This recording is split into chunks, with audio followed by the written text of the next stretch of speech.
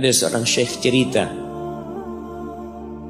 dalam salah satu ceramahnya, cerita tentang seorang dokter perempuan di sana, di Arab sana. Ada seorang anak lelaki bawa ibunya. Kalau ibunya masuk ke dokter ini, subhanallah, ibunya ini gila ya. Anak-anak muda belum nikah, dia bawa ibu. Nanti ibunya tersenyum sendiri, ketawa sendiri. Masuk ke ruang dokter itu, mejanya dokter diputerin sama ibunya. Anaknya minta maaf, ya dok, kata dia, sekali-kali nanti ngeliat di televisi dokter itu ada gambarnya Ka'bah. Ibunya ngomong, nak, kau bukan nak ngomong, kamu bohong mat kau bohong sama ibu. Katanya mau dibawa umroh ibu, kata dia. Nanti diludahin anaknya, digigit anaknya, nanti kerudungnya ibunya terbuka dipasangin lagi.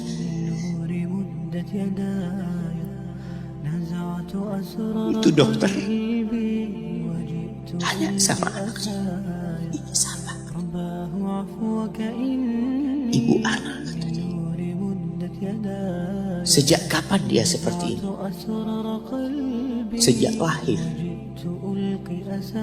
Loh, terus gimana engkau bisa lahir?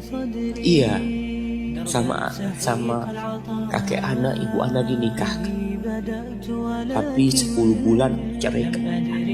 Ya karena seperti ini, anak lahir di rahim. Dan seperti ini kata dia. Engkau berbakti sama dia, kata dia. Dia kan gak kenal sama engkau. Iya, dia gak tahu sama anak, tapi Allah tahu kalau dia ibu anak. Tahu kalau dia ibu anak, anak harus berbakti sama. Ditanya, ibumu sakit apa? Anak ibu kena gula. Setelah dikasih resep, itu dokter cerita, pasiennya keluar, ditutup pintunya. Dokter ini nangis. Dia mengatakan, ana sering dengar ceramah tentang birrul walidain. Ana sering mendengarkan tausiah ustaz tentang berbakti kepada orang tua, tapi ana baru sekarang melihat kebaktian seorang anak sama tuanya. Ibunya gila, dia tetap berbakti. Dan dia mengatakan, iya, ibu anak gak tahu sama anak, tapi Allah tahu kalau dia ibu anak.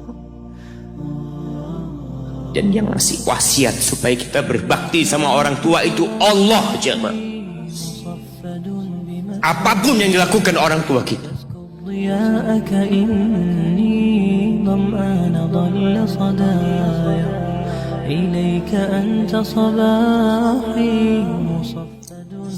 Apalagi ibu. Allah katakan, hamalathu ummuhu kurha wa wada'athu kurha. Ibu kita, hamil kita itu dalam kondisi yang sulit.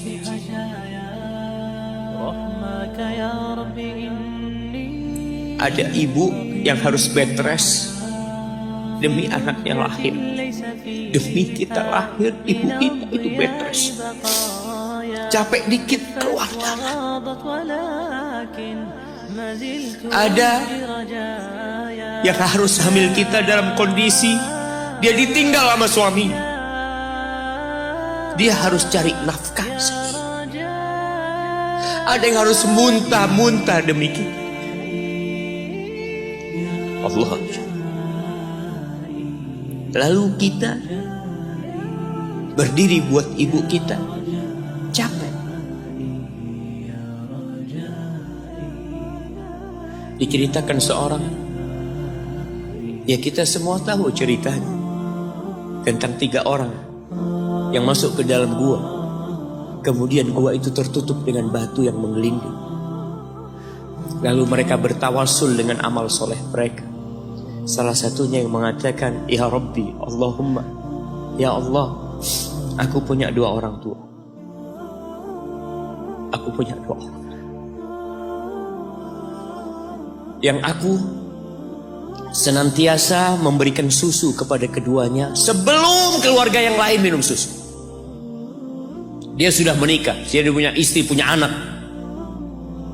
Pada suatu hari, ya Allah, aku kejauhan cari rumput, sehingga aku balik dalam kondisi orang tua sudah tidur. Maka aku peraskan susu buat keduanya, ya Allah. Allah tahu, tapi dia mau cerita sama Allah. Dia ingin tawasul dengan amal soleh dia. Lalu aku taruh di wadah. Aku datang ke bapak ibuku, mereka tidur. Maka aku berdiri di hadapan kedua. Jamaah, bukankah bisa dia taruh di sebelah meja ibunya susu itu? Dia ambilkan meja, taruh di sana, dia bisa tidur. Dia sudah berbakti sama orang tuanya dengan seperti itu. Tapi anak ini tidak. Aku berdiri, ya Allah, aku gak ingin membangunkan keduanya. Dan aku terus berdiri, aku pegang itu susunya. Sampai mau subuh bangun, aku serahkan kepada kedua. Anak-anaknya nangis minta susu. Kata dia, lah, sampai bapak ibu aku minum. Kalian jangan minum. Kita kadang-kala sudah menikah lebih peduli sama istri kita, lebih peduli sama anak-anak kita. Nggak ada hadis yang mengatakan anak itu pintu surga, jemaah. Yang ada itu orang tua pintu surga. Kita peduli sama anak-anak kita. Beli oleh-oleh buat istrinya.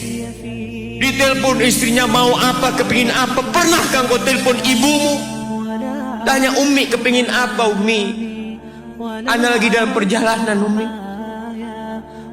Jamaah, itu anak, Masya Allah, dia berdiri. Kenapa dia kuat, jamaah? Karena dia tahu Allah yang nyuruh dia berbakti.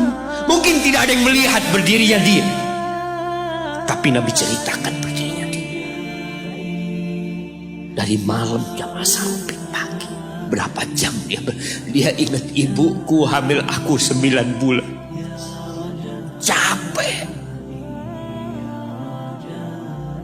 Ana semakin tahu dengan tugas besar seorang ibu dan pengorbanan seorang ibu. Setelah Ana menikah, setelah Ana tahu bagaimana istri Ana hamil, ketika dia harus tidur gak enak, makan muntah aja, Ana melihat istri Ana sampai lemas dia. Ana ingat begini ibu Ana hamil.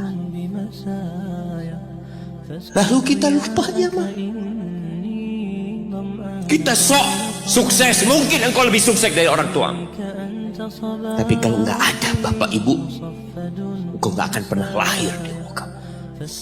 Allah ceritakan ibunya hamil dia. Wa wada'athu kurha, dan melahirkannya dalam kondisi sulit. Kadangkala perut ibu kita itu disobek demi kita keluar dari perut ibu kita.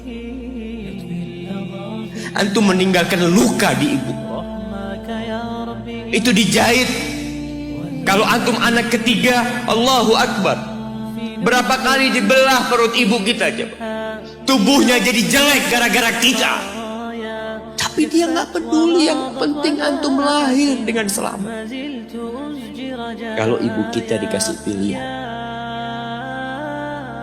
ini nggak bisa diselamatkan, salah satunya akan meninggal. Kira-kira apa kata ibu antum?